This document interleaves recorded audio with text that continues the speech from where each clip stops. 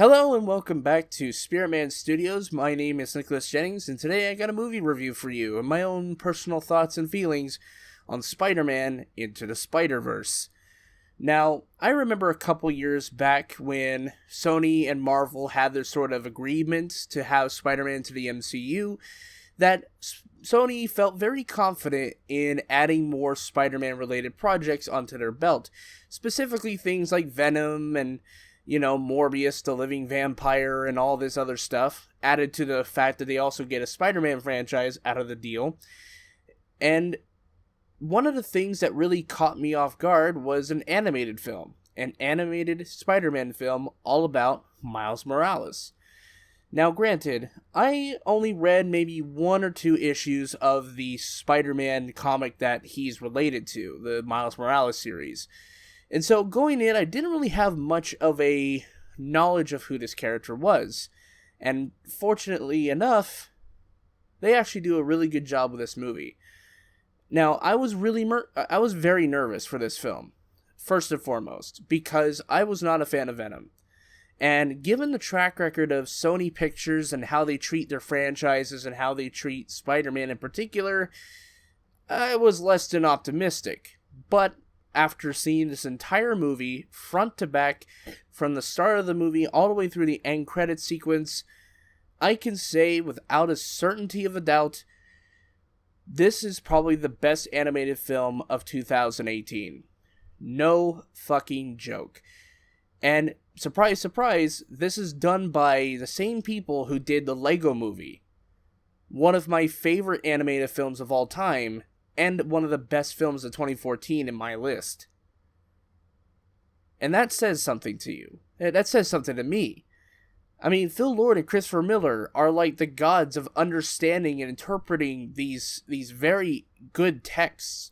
They understand how to direct or produce these properties. I mean, they've done 21 Jump Street. They did the Lego Movie, They have an understanding of how to talk about certain subjects within the narratives of their own properties.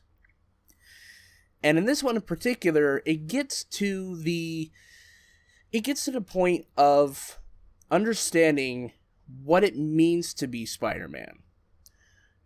Just in the same way as, what does it take to be a Force user or a Jedi in Star Wars, Spider-Man Into the Spider-Verse actually manages to be coherent and cogent with its own points and talks about being yourself and the sort of great expectations that one can be levied if they turn up to be a new version of that character, the sort of expectations that people have.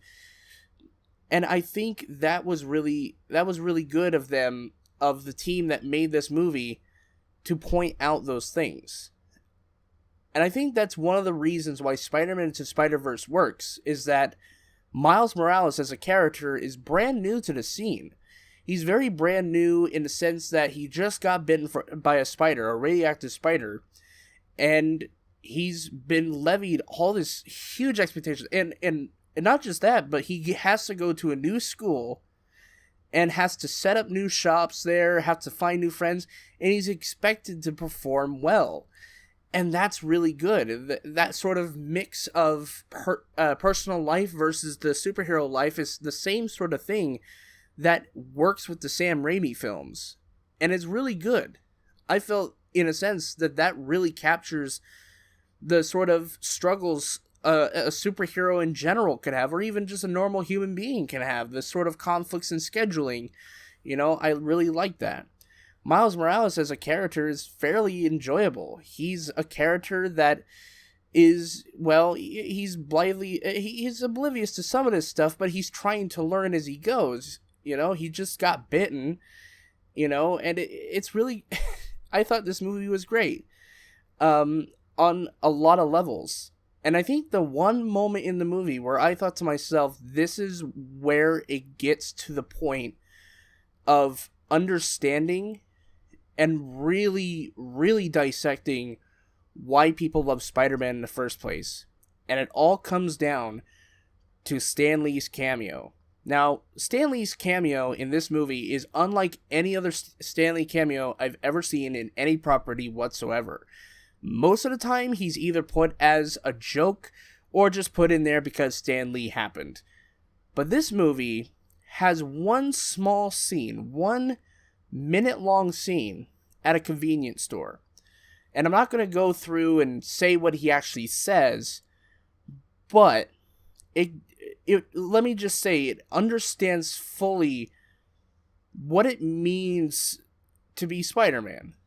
This sort of relationship that Stan Lee had with not just his own characters, but with everyone else. The way he treated everyone else with respect, and it really gets it. It understands that relationship, and they use it very well. And on top of that, what he says to Miles Morales in the scene where he is, it adds more to the story than what I had thought at the time.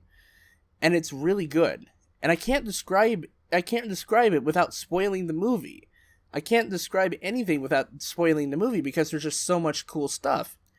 Now, of course, you've seen the trailers, you understand that in this movie you get various different versions of the Spider People, but they add a lot to the movie.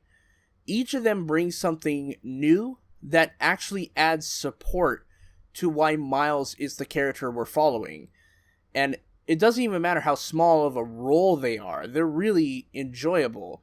I mean, you get Spider-Ham, you get Spider-Noir, voiced very funnily, brilliantly by Nick Cage. I thought he was hilarious. Granted, he's very minimalistic in the film, both in character design and actual purpose, but he's really good. And then you get, this anime-inspired, Penny Parker and Spider, the robot, and I really like that.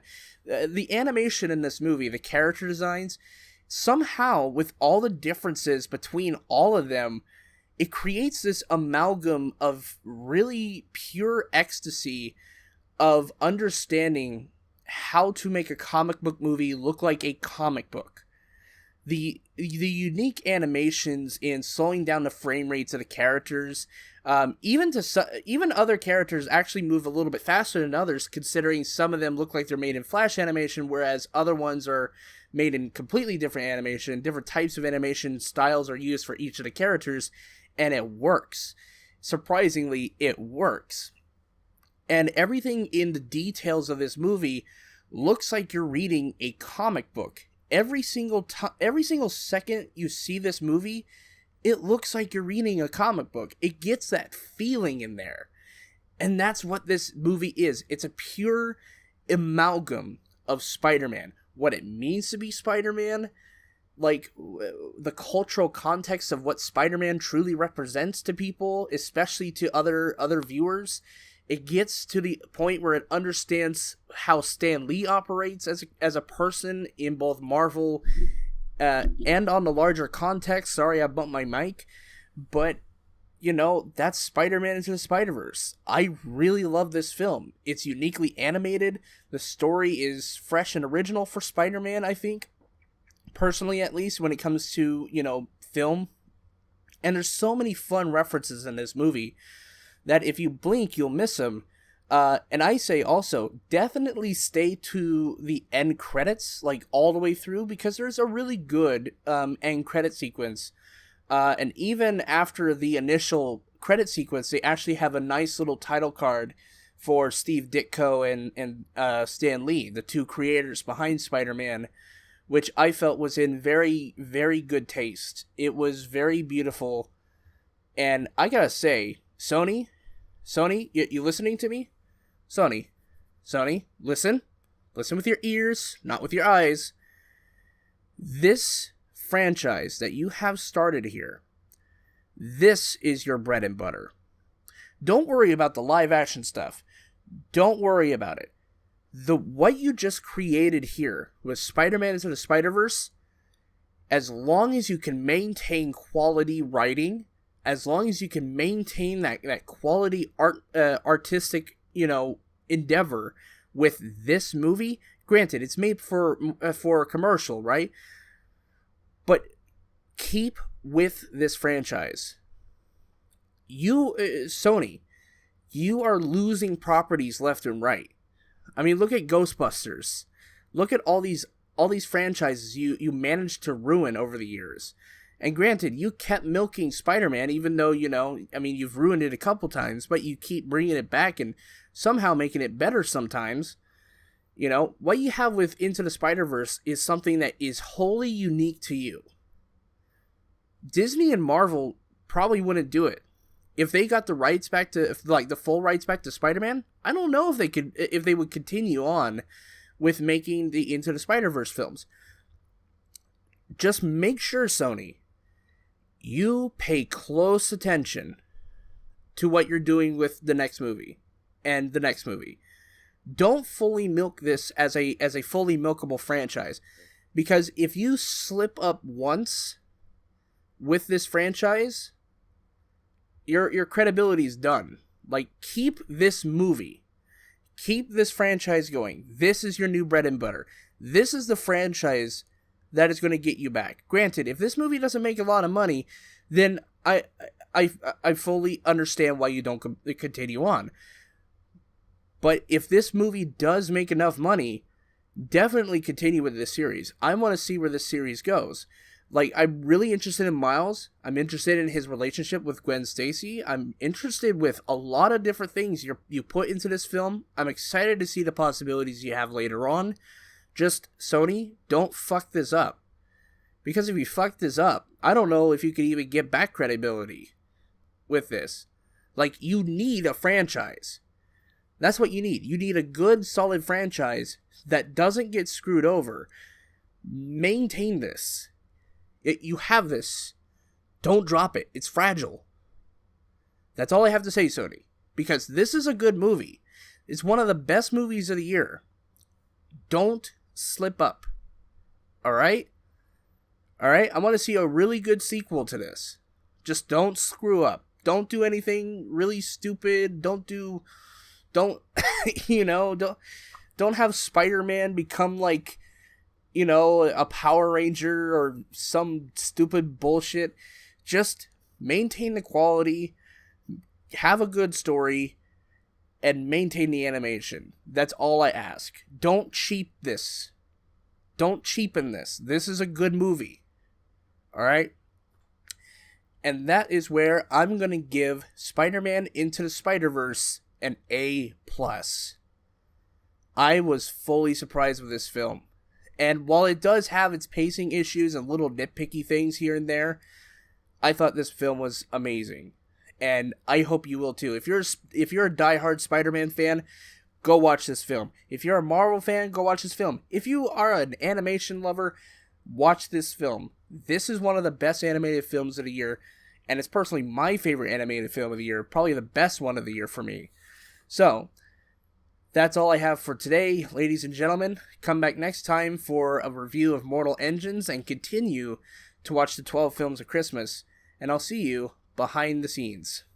Peace.